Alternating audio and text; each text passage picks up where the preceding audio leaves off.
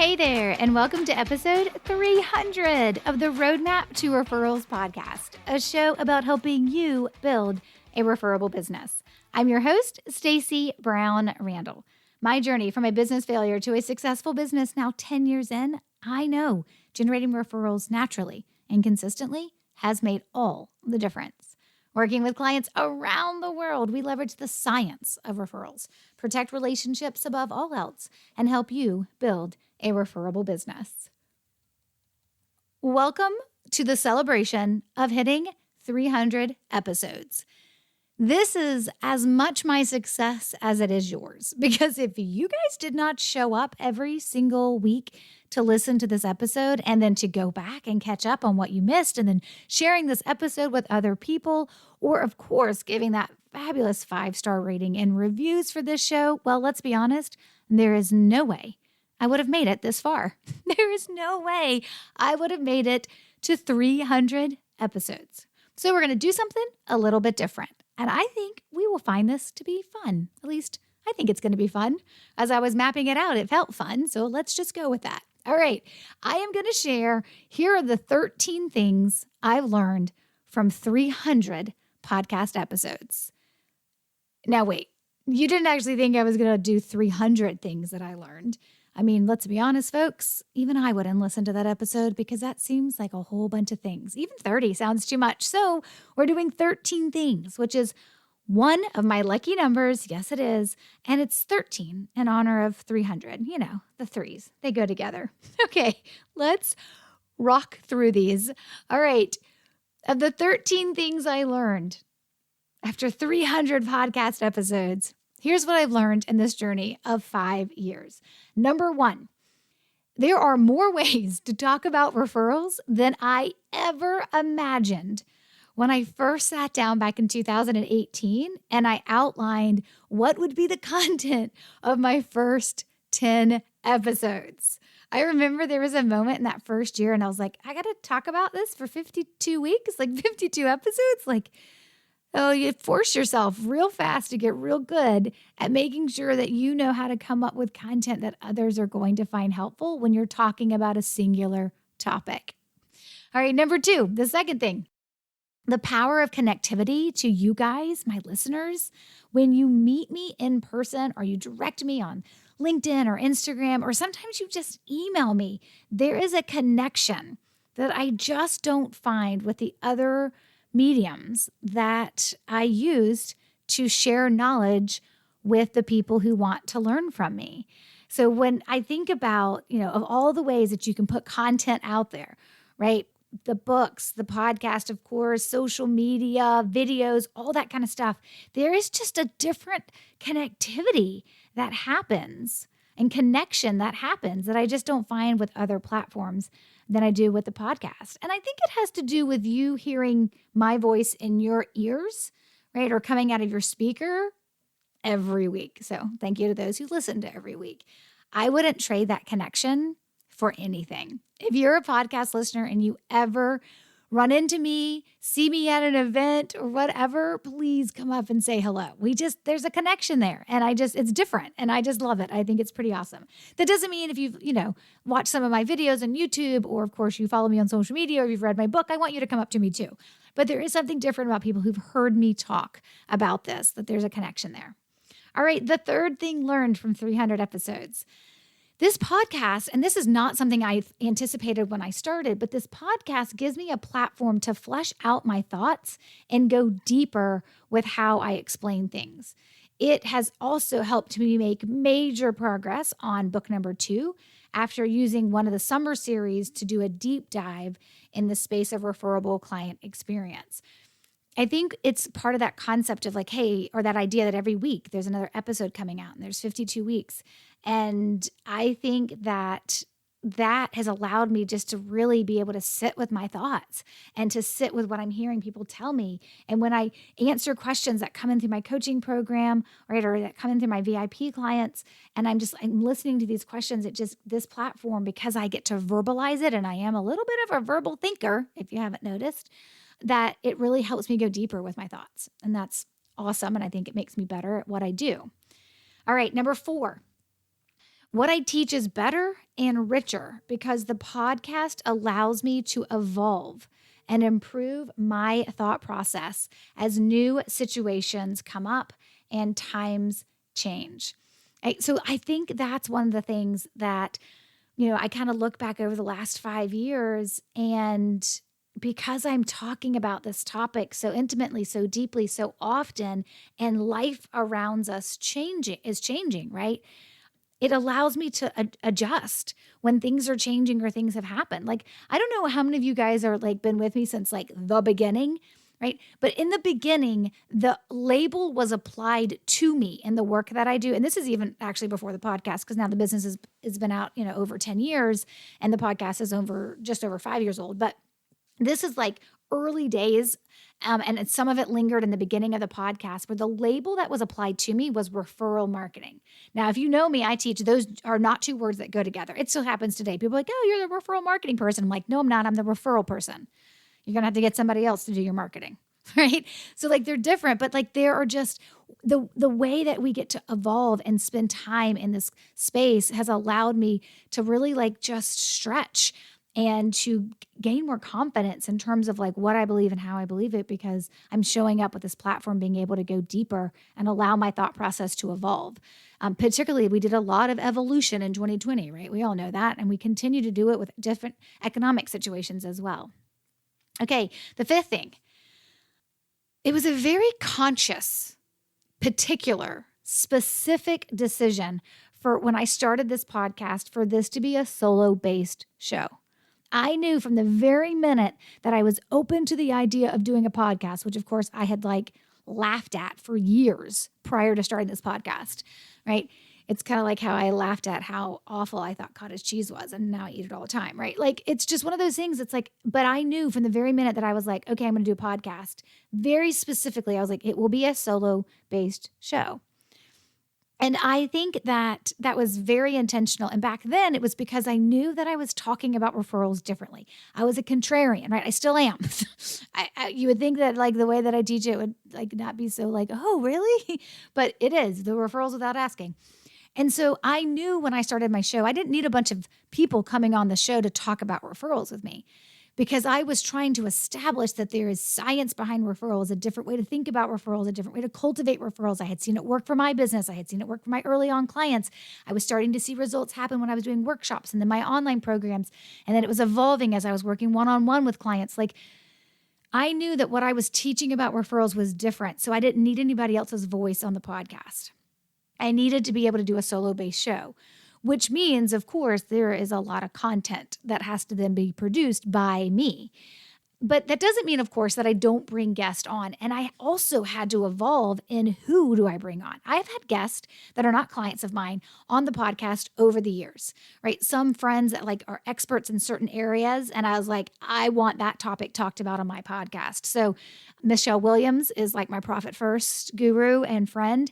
And so when I want to talk Profit First or I want to talk finances, I'm like, Michelle is my go-to person with Scarlet Thread Consulting. So there have definitely been people that I have had on the podcast over the years because that was a topic I wanted to talk about, and I'm not the expert in it, and I needed to bring somebody else in. But those are actually few and far between. There was a conscious decision, not only for the solo-based show, but then when I did bring guests on, that they were going to be clients that could then talk about, so you could hear from other business owners how they think about referrals and how they have evolved their thought process on referrals and the changes and successes they have had by working in a way that show and prove that referrals without asking actually does work. So not only was I a very conscious decision for this to be a solo-based show for me because I was trying to like swim upstream. I feel like I'm constantly swimming upstream when it comes to all the other bad advice that's out there about referrals. The same thing when I brought my guest on, they needed to be my clients because I needed you to hear your reality in somebody else's success. And that was really important. All right. Number 6, the sixth thing I've learned from 300 episodes in is mapping out an editorial calendar every year for the 52 episodes I'm going to do has truly been my lifesaver and my lifeline. If I had to wing this thing, I would probably have a nervous breakdown about once a month. The fact that I sit down usually starts around October, November, but really in December, I sit down with a new tab on the spreadsheet. And if I were to pull up the editorial calendar, you would see a tab from 2024 all the way back to 2018 when the podcast started. There's a tab every year, 52 episodes moving forward, right? And so the fact that I do map it out, the fact when I come across an idea, I have a place to go store that idea. I can move things around. I can see how things flow together. I've got a buddy, Jordan, who always says, he goes, the fact that you can actually like tie things together and weave things in, he goes, it really, like there's a lot of thought process that goes into it. And I was like, you have no idea. You have no idea. Like thinking through what's going on from a business perspective, what's happening out there, what questions you guys are asking, but then also tying together the episode. So it's not just a one-off episode here, and then next week you hear about something else, and then next week you hear about something else, but they're like all tied together, and they're obviously hopefully useful information that you need as well. I think that's important too. Okay, let's move on to number 7. Hey there, pardon the interruption, but have you ever wondered how a current member of my Building a Referable Business coaching program would describe their experience being a member of that program and working with me? Well, I did. I wondered, so I asked them, and here's what they had to say. If I had to describe BRB in one word, it would be transformative. It really changes the way that you look at your interactions with the people who can provide business for you. I would define BRB in one word as a community. It's always a positive experience. She's she's very organized. She makes everything seem easy even when it's not actually easy. And she's extremely motivating. Defining BRB in one word would be relationships. BRB in one word, effective. If you're looking for an effective program, BRB is it. If you're looking for a great, knowledgeable, expert, and cheerleader, then Stacy's definitely the person to work with. If I could define BRB in one word, it would be elevate, because it's certainly elevated my business. BRB means progress to me. What I would say to someone, the reason to join BRB is if you're in a business that's a referral business, and that's the most important piece of your business, then I can't think of a better way to invest in it than invested it in the best authority when it comes to referral business. Stacy. Thank you to my members for describing their experience in the Building a Referable Business coaching program in just one word. Want to join us inside this program? Go to stacybrownrandall.com/referable to learn about the program and click on the link to submit your application. Now, back to the episode.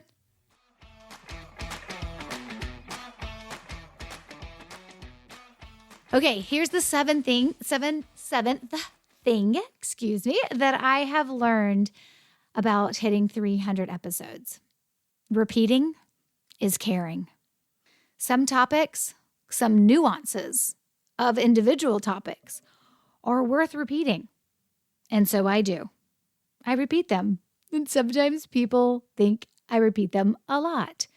But it's really, really important because I find there's so much misinformation out there when it comes to referrals in general that sometimes I just feel like, hey, I may have talked about this a year ago, but we need to talk about this again.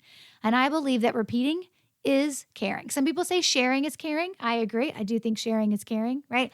But I also believe that repeating is caring because some topics are worth repeating. Okay, here's number 8. Content churn. Okay, let's get real, my friends, right? Content churn, it is so very real. And sometimes I have had to push myself to not give up. 52 episodes a year, every week for 5+ years. That's a lot of content. That's a lot of me talking into this microphone for your benefit for 20 to 30 minutes almost every single week. And I say almost because obviously sometimes I have other people that I'm interviewing. So it's not just me talking into the microphone. 52 episodes a year, every week for the last 5+ years. I just want to give a shout out to my friend Melissa Glasso, who emailed me one Tuesday to give me a heads up when the episode back then, it was the latest episode back then, didn't show up in her podcast app.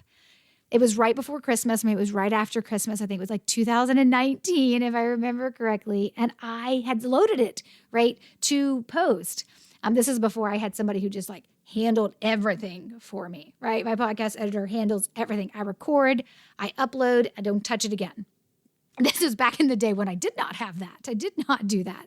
I didn't realize that episode hadn't published, and I was actually off to see Hamilton in Chicago with my husband. And she emailed me, or maybe she texted me, and she was like, "Hey, where's this episode? Like, it didn't load this morning at 6:30 in the morning, and here it is, the evening. I'm still waiting. Did you forget? Did you quit?" And I was like, "Oh my gosh, I did get it published." And she helped me keep my streak alive. So Melissa, hats off to you, my friend. I appreciate that. Okay, here's number 9. I'm really actually better at technology than I give myself credit. I'm actually better at math too than I give myself credit for. I'm always joking about how I don't love tech and I don't like public math. But the truth is, I actually know how to figure it out, and I'm capable of figuring it out. I mean, last year, I moved from an Android to an iPhone and I didn't die. So I think that means that I'm probably better at tech than I give myself credit.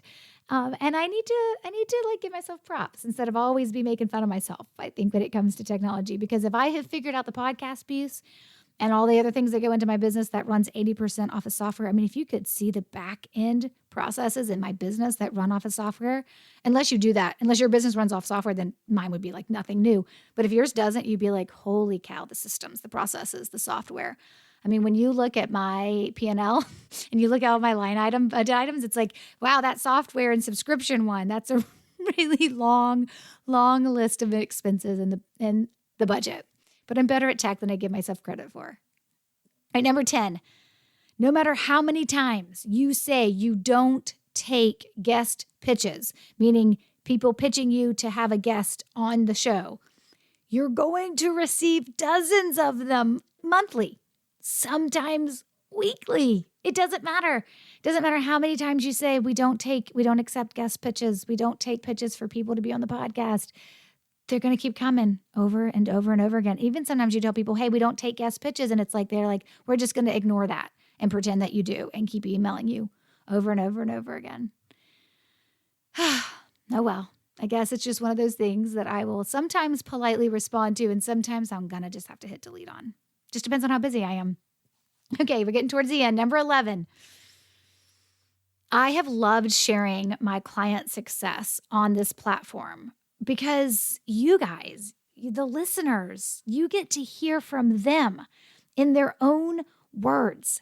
And that is so remarkable within this platform. It's not like a little 30-second video testimonial, right? Or like a little 5-minute video clip that I did. Like, you get to hear from my clients when they get on and they talk to me for 20, 30 plus more minutes.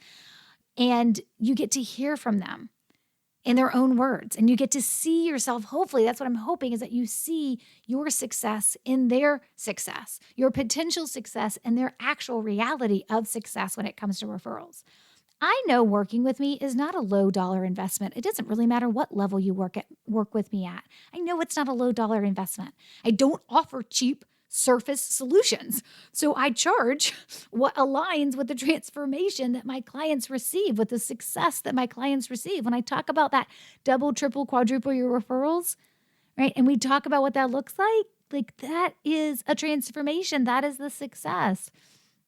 And to have a platform like this podcast to share my clients' perspective on referrals, their perspective on being a business owner, plus, of course, their success in working with me, is really, really special. And I love it anytime one of my clients is like, hey, yes, I will be on your podcast, Stacey. Thank you for asking. Sometimes I'm the first podcast they've actually ever been interviewed on. And that is also such a hoot for me. I love it because hopefully it's not stressful for them to come on and just jam with me for about 20 or 30 minutes. All right, number 12, we're almost at the end. Then I'm just going to get a little sensitive with you guys for a minute, okay? So a little raw, a little real, a little sensitive. This podcast, and I guess I would say a lot of things that I do in my business, including my book, but this podcast has forced me to grow some thick skin and set boundaries with my free content versus my paid content.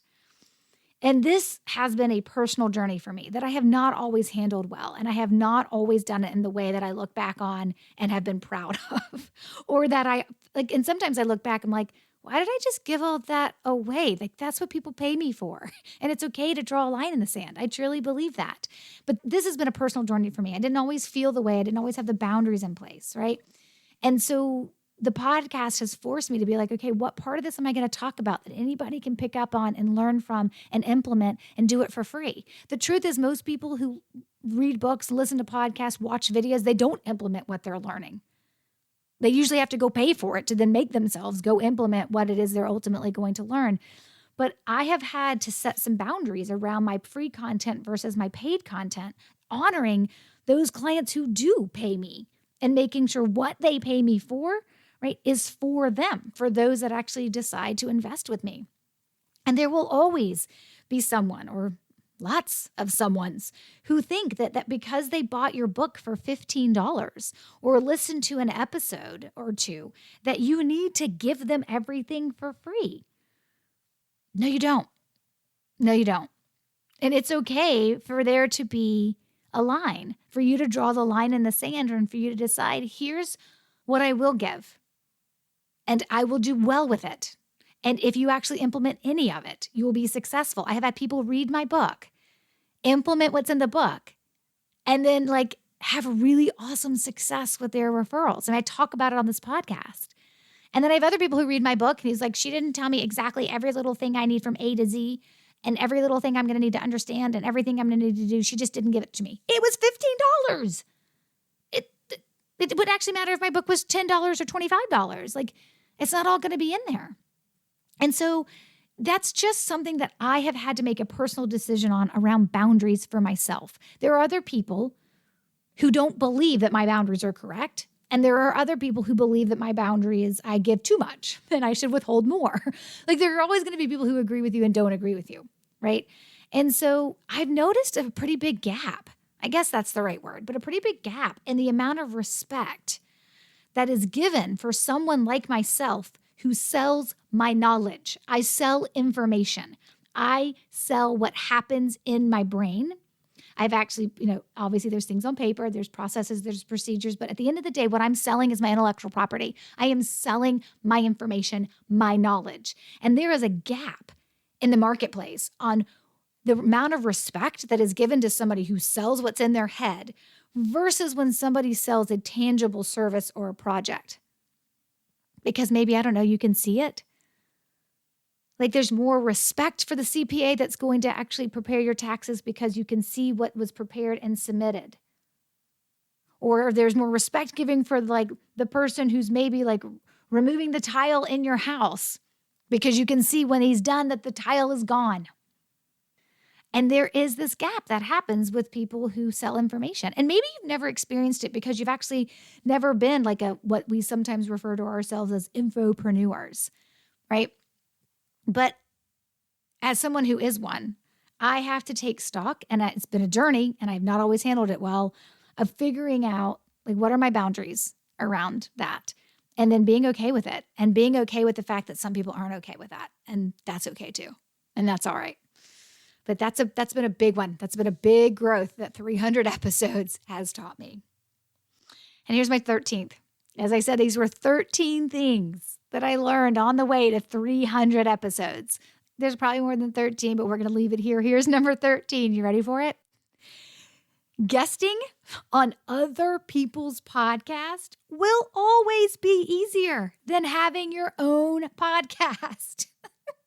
It just is. When someone says, hey, can I interview you? And I'm like, yes, you may, because I just have to show up and answer questions and talk about what I know, which is really easy for me to do. But that'll always be easier than actually producing your own podcast and everything that comes from A to Z, soup to nuts, when it comes to hosting your own podcast. But I wouldn't give this podcast up for anything. So there you have it, my friend. 13 things learned on the way to hitting 300 episodes. Here's to 300 more. I'll be back next week with another great episode created with you and your needs in mind. Until then, you know what to do, my friend. Take control of your referrals and build a referable business. Bye for now.